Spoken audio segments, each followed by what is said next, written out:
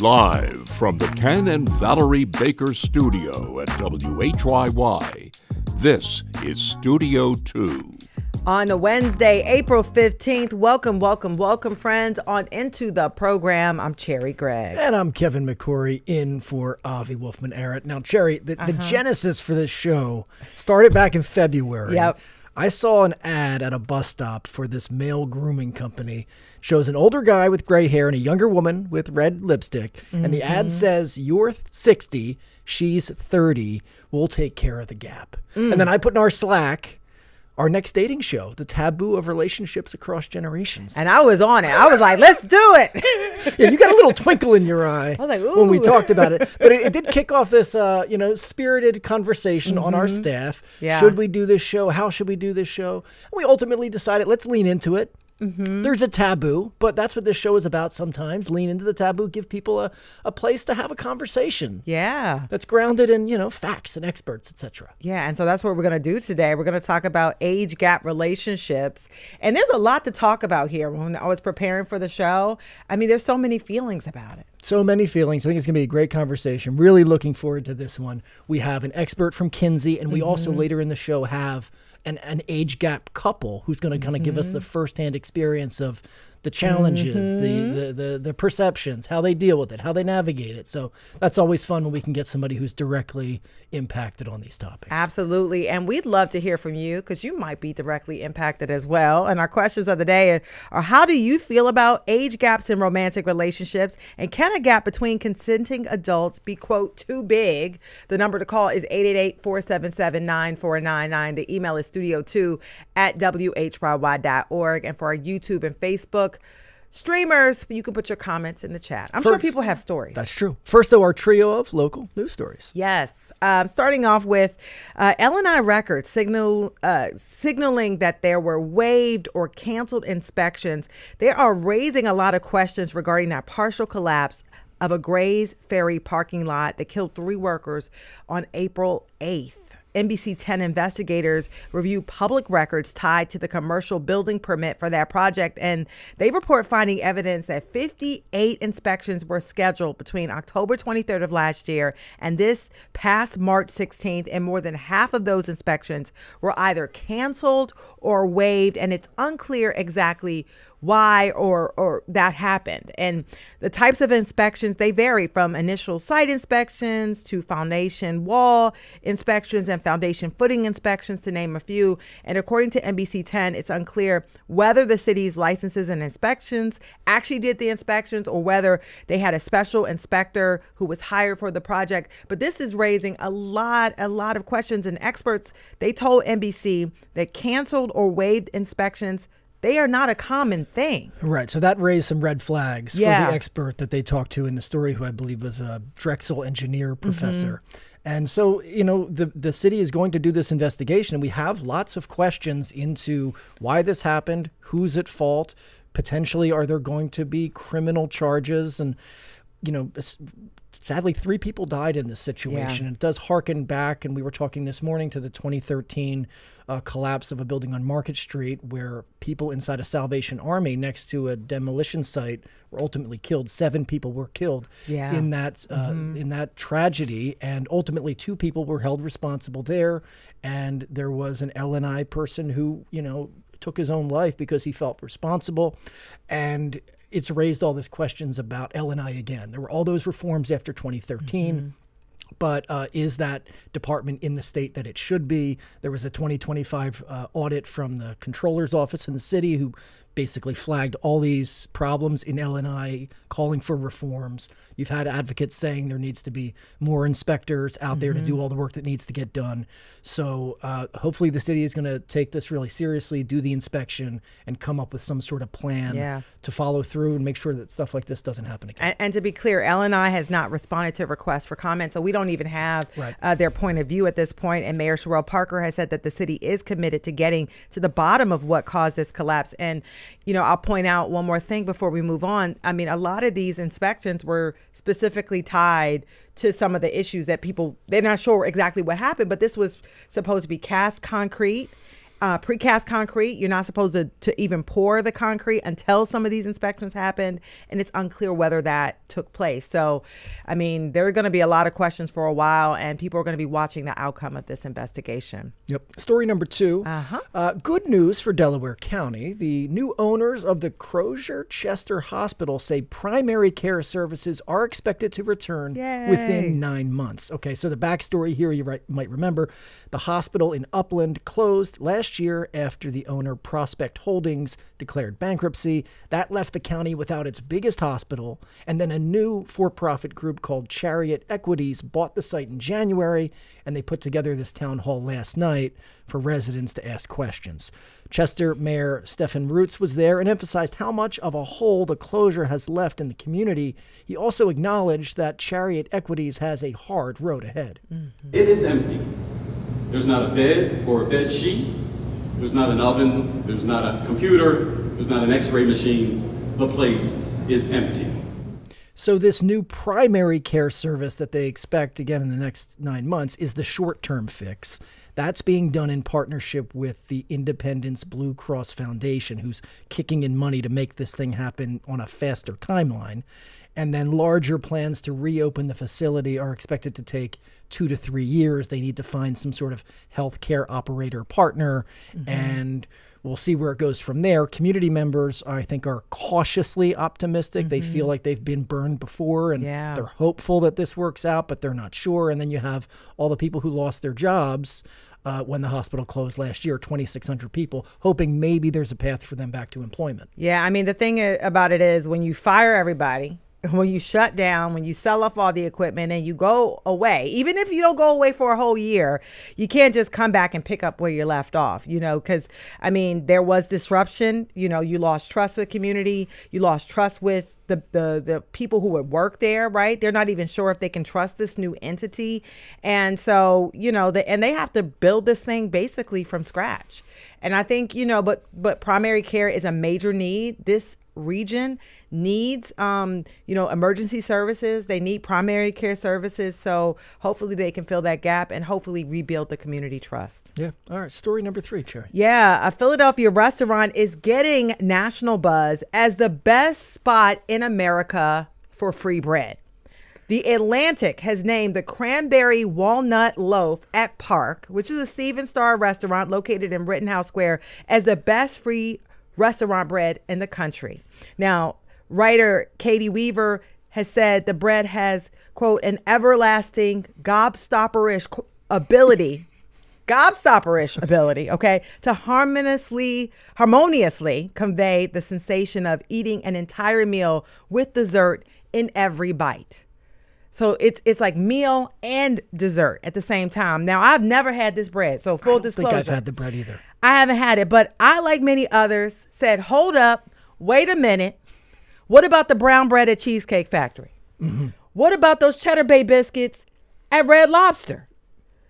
And apparently, Katie heard from about 555 people, traveled 13,000 miles, and did consider those other breads.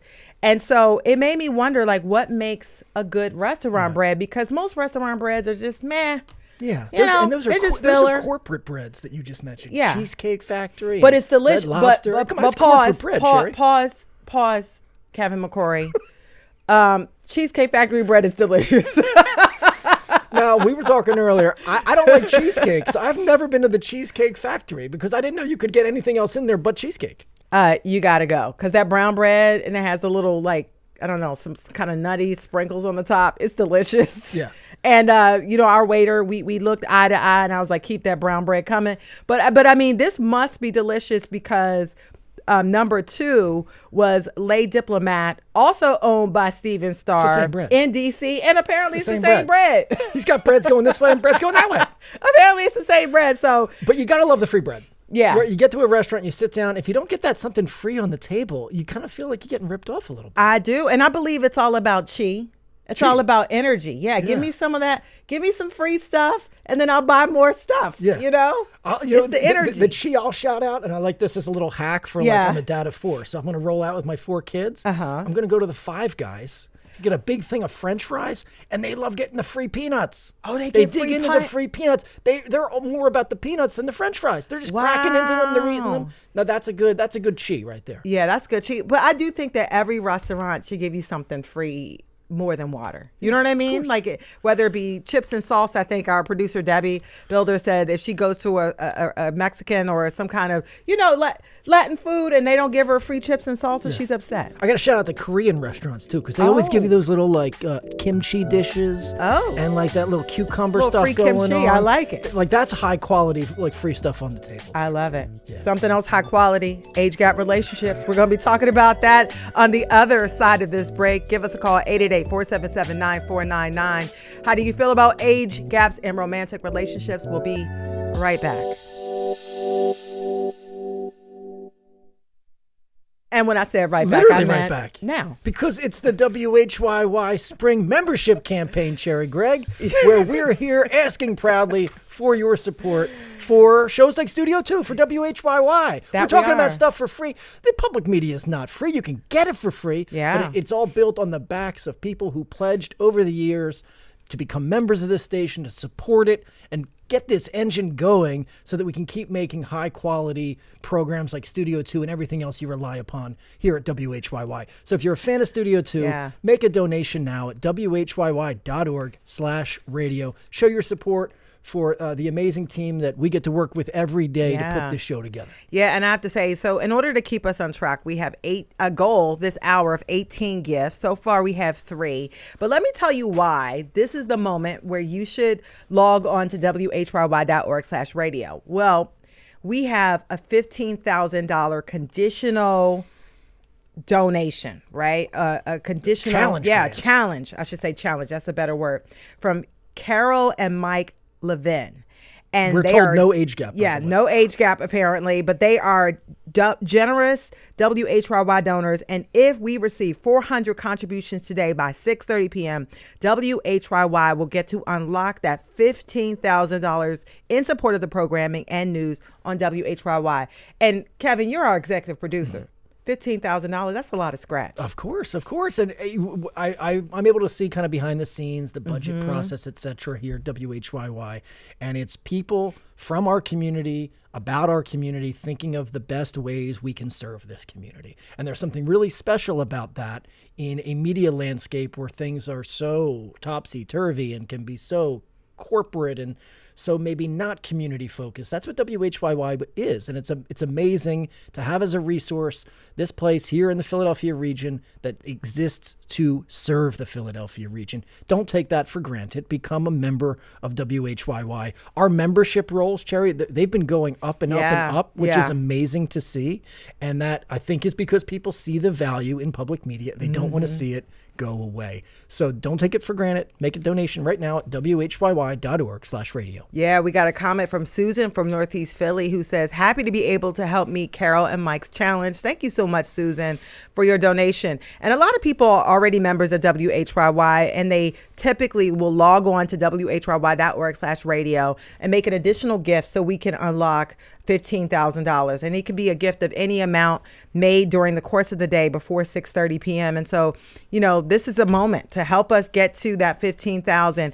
And one of the things we do at Studio 2, we were just at University of Pennsylvania Law School, where we were talking about the history of the U.S. Supreme Court and how it changed, that the court has sort of shifted over time. Later this month, we'll be doing a whole debate with the candidates for the 3rd Congressional District. Yeah, that's going to happen on Wednesday, April 29th. It's going to be a live Studio 2 that day. You actually can register right now to be in the in the audience for that event here at WHYY headquarters. You can find that at WHYY.org/events. That's just one more thing that WHYY does. It's not just about the radio broadcast or the TV broadcast, but it is all these like community-driven in-person events, trying to bring people together, trying to have serious, smart, but also sometimes fun civic dialogue.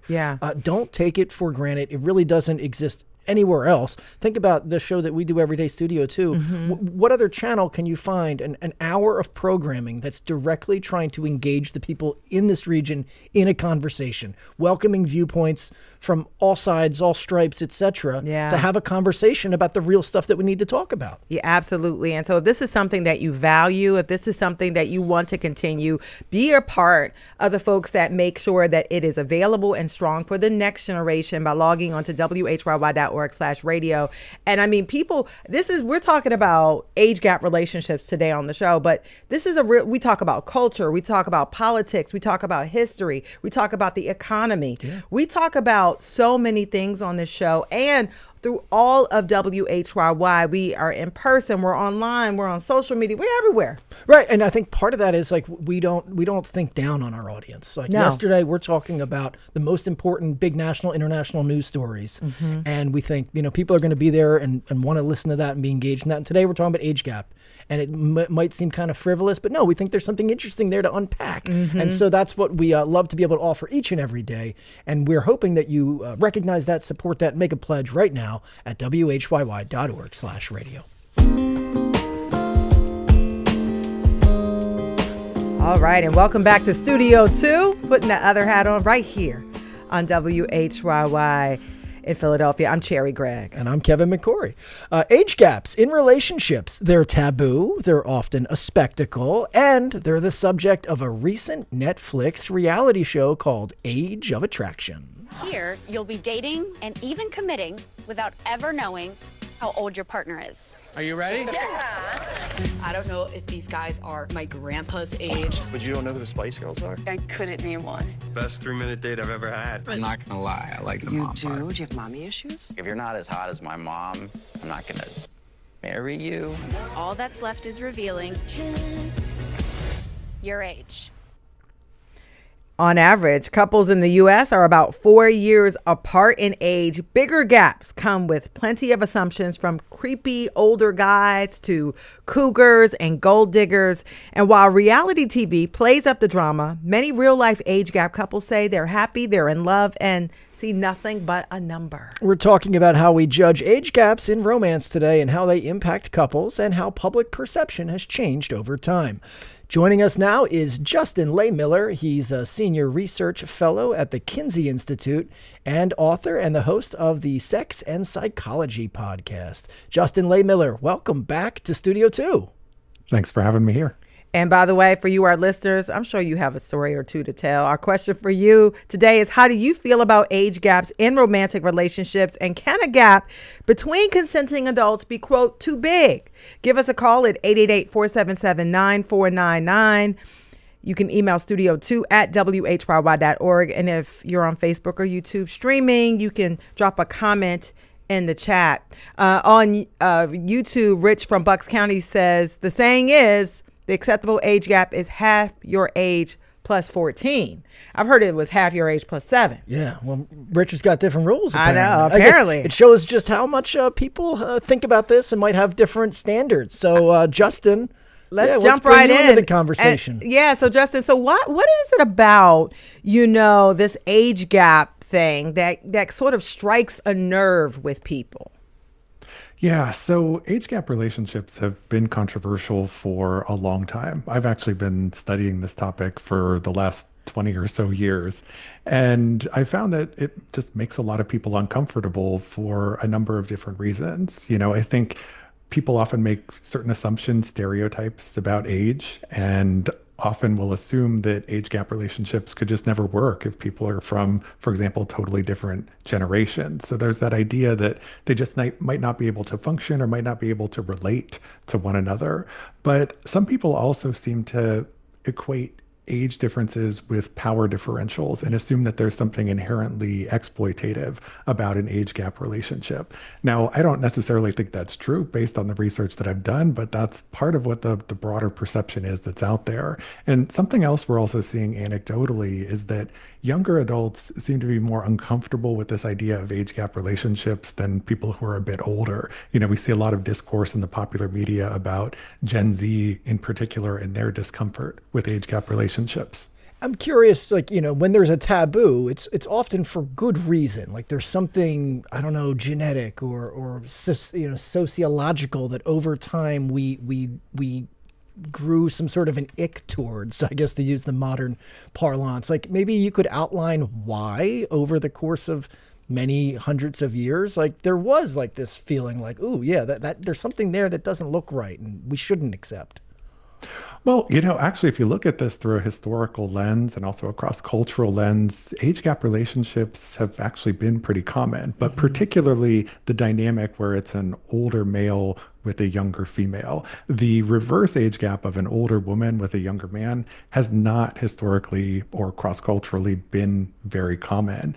And, when I was doing my research on this topic, 20 or so years ago, most of the stigma that was directed at age gap relationships was directed toward older women with younger men specifically. And if you think back to that period in time when for example, you had people like Madonna who were dating younger men, or Demi Moore when she was dating Ashton Kutcher. Like anytime you had an older female celebrity dating a younger guy, it was this big tabloid sensation. And so there was something about that dynamic that made people really uncomfortable. But if you flash forward to today, people seem to be much more comfortable with the idea of an older woman with a younger man, but not so much with an older man with a younger woman. So I think there's actually been a more recent shift in terms of how we're thinking about age gap relationships. And I think this could be tied to the Me Too movement and broader discussions about power and consent and exploitation in relationships. And something there has shifted the narrative. So interesting. MJ says, as long as it's legal, there is full consent and it's not being used as a power leverage for manipulation, it's all good.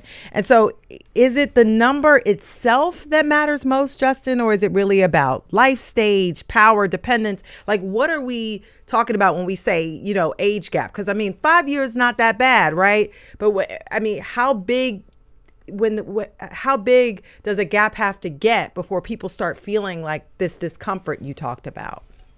So this is where it gets really interesting, because it's not necessarily always about the actual ages of the partners involved. It's also about the perceived age, right? So you can have two partners who are pretty close in age, but one just happens to look quite a bit older than the other. And they're going to encounter the same type of stigma as somebody who's in an actual age gap relationship, right? And sometimes, you might have an older partner with a younger partner and they actually look pretty similar in age, but people don't become uncomfortable with it till they learn about the actual age discrepancy. Right. So there's something about, when we learn or perceive that there's a big age difference between people, that it just makes them uncomfortable. And like I said, there can be a lot of different factors involved there. I don't think these relationships are inherently exploitative. Certainly you can have exploitative age gap relationships, but for the most part, in terms of the couples, the people that I've studied, these are happy, healthy relationships and are not encountering the same sorts of problems that people assume they are. All right, Justin. So I've got two daughters, right? They're young. But let's fast forward 10, 20 years into the future. One of them shows up to the barbecue with a guy who's 15 years older. My natural instinct is going to be, I don't like this guy. And you're telling me that I shouldn't have that perception. Convince me.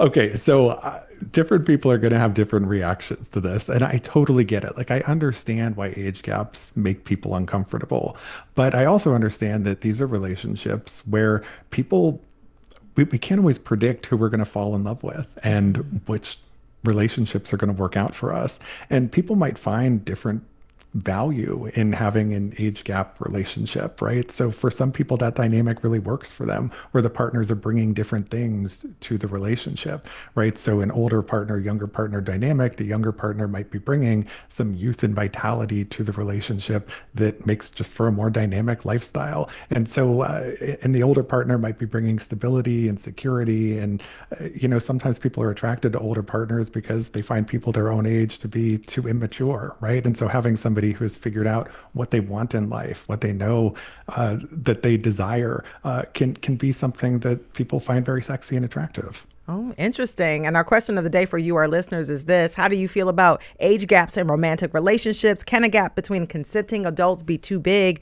The number to call is 888-477-9499. The email is studio2@whyy.org. And on YouTube and Facebook, if you're streaming, you can drop your comments in the chat. Kent on Facebook says, I married my wife when I was 38 and she was 25. Put her in my owned home immediately. She works as a high school teacher because she wants to. I gave her the option of being a homemaker. 22 and a half years later, 2 beautiful children, thriving spiritually and financially, and no extramarital affairs. We remain happily married.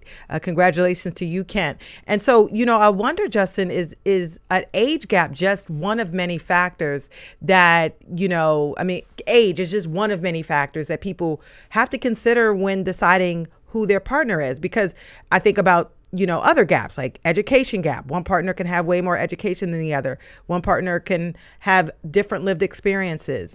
Is it just one thing, or does this difference, is it somehow bigger, that difference, a bigger difference than other differences that couples may have?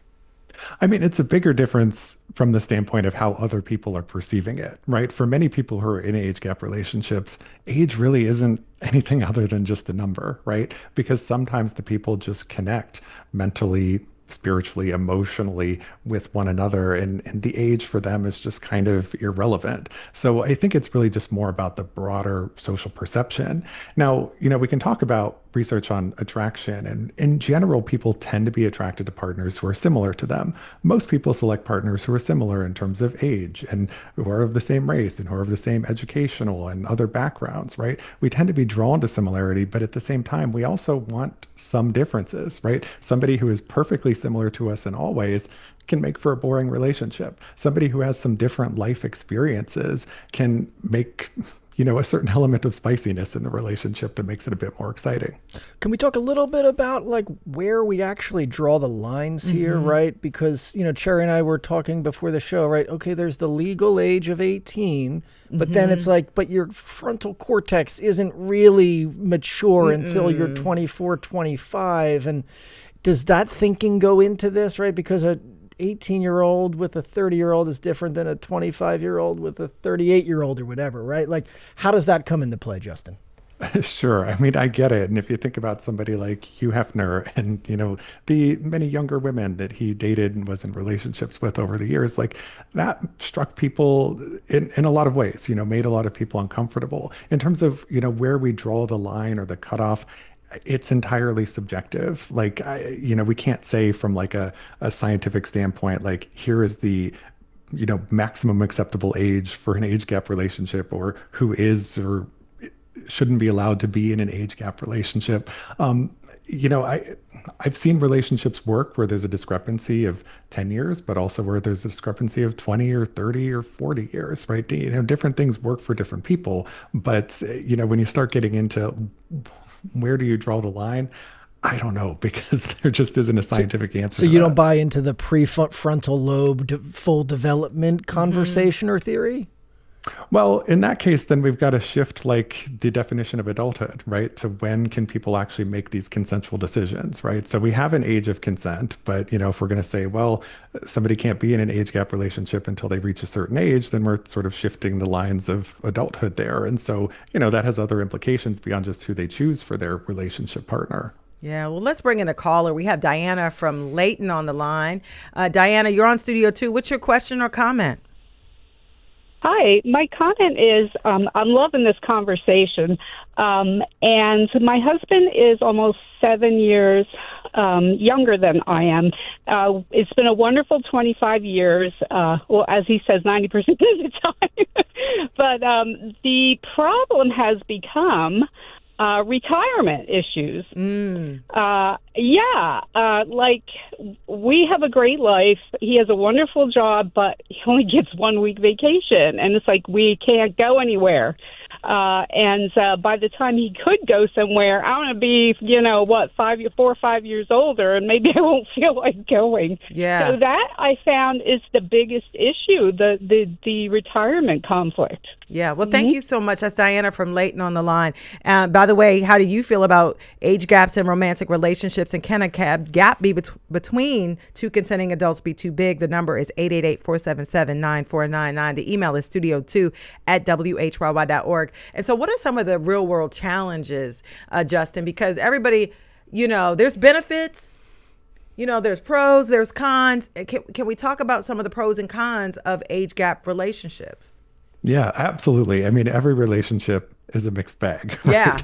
Yeah. Where there are going to be some benefits and challenges. In terms of some of the unique challenges of age gap relationships, one of the biggest ones I see consistently is that the partners are sometimes just at very different life stages. And as the caller just mentioned, if you have one partner who is of retirement age and the other partner who is significantly younger and won't be retiring for several years, that can create some conflict, right? Because the partner who's retired might want to travel the world and take more vacations. And, they might just have different priorities. And if their partner is still actively working and is going to be working for several years, it's hard to maintain this sort of same lifestyle there. So that I do see as one of the biggest challenges. Another one is the issue of health. A lot of age gap couples will bring this issue up where the older partner at some point might start to experience a health decline, and the younger partner still has many more years ahead of them and, very good health. And so health can be another issue. Another one is also sexual desire discrepancies, right? Sometimes the older partner loses desire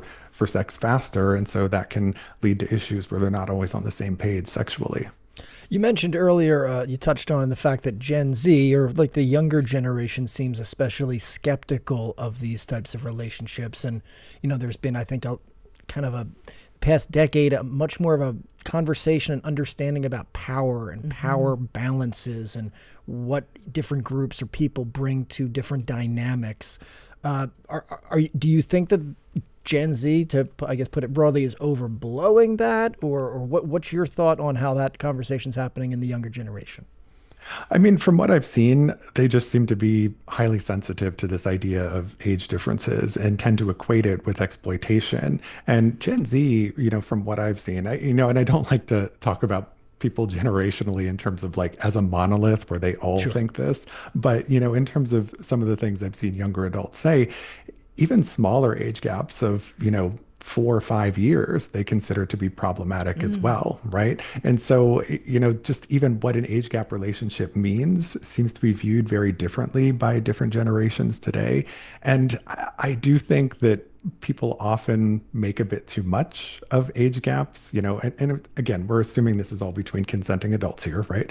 But I think people just often make these assumptions that the older partner has more power, more money, and they're the one calling all the shots, and that there's something coercive, abusive, or exploitative about that dynamic. And I think that gets to a bigger question of, well, how do you define power in a relationship? People tend to assume that whoever has more money has more power, but also attractiveness, youth, can also be power in a relationship too, right? And people tend to not consider that in the same way or through the same lens. Yeah, let's bring in another caller. We have Michael from Philly on the line. Michael, you're on Studio 2. What's your question or comment? Hi. Yeah, I just want to share my experience as the child of parents with a 30-year age gap. And they met through work, and I think we're attracted to each other because of intellectual similarities. My dad kept himself in really good shape and was very active all the way through his 80s, and only kind of declined in his late 80s and 90s when he passed away a couple years ago. But my comment is really just like, again, as the child of someone in that situation, I'm ashamed to say I was like aware and kind of embarrassed of it. But then I also, as I grew older, I also kind of came to accept it. I loved my dad very much, but it was also kind of like awkward sometimes. Like at the grocery store, they'd be like, "Oh, you're going grocery shopping with Grandpa," and he'd have to be like, "No, actually, like this is my son." So it's just an interesting experience, but I'm very grateful to him for like making sure to keep himself like healthy and active while I was growing up. Thank you. That's Great Michael call. from Philly. We're coming up on a break in about a couple of minutes. And so, Justin, I mean, there are some you mentioned that this big gap, but I mean, you think about it, if two people have a lot in common, right? They're two adventurous people and they have a 20-year gap. I mean, you can have a lot of good years together before someone goes to the health challenges or decline. And do you hear that from couples, that folks just sort of focus in on the time that they have together and not really think about what the future could hold, for example? Yeah, I mean, certainly there are discussions about the future in these relationships, but there is often this big emphasis on let's make the most of the time that we have, and we'll cross that bridge later when we come to it. However, some do engage in more active planning, right? Especially if this is something they're planning to be a very long-term relationship. They want to make sure that each partner is taken care of, right? And I think that really gets at the core of these relationships, because a lot of people assume that it's just this purely transactional thing. But there's love, there's depth, there's emotionality to these relationships. And when you have that care there is some thinking about this is how we're going to plan for the future when these challenges do arise. Yeah. Quick follow-up question. Janet says, what's the age gap required for it to be a May-December romance? Are we talking, does it have to be at least 10? So in our research, we've defined age gap relationships as typically being 10 or more years. And it's still an arbitrary cutoff, but we went with 10 because that's a difference that, for most people, regardless of where they are in life, might carry some social meaning, where, for example, they might be at different retirement ages, or they might, be at different stages of life. All right, we'll leave it there, and we're going to take a quick break. Yeah, we'll be back with a couple who has a 26-year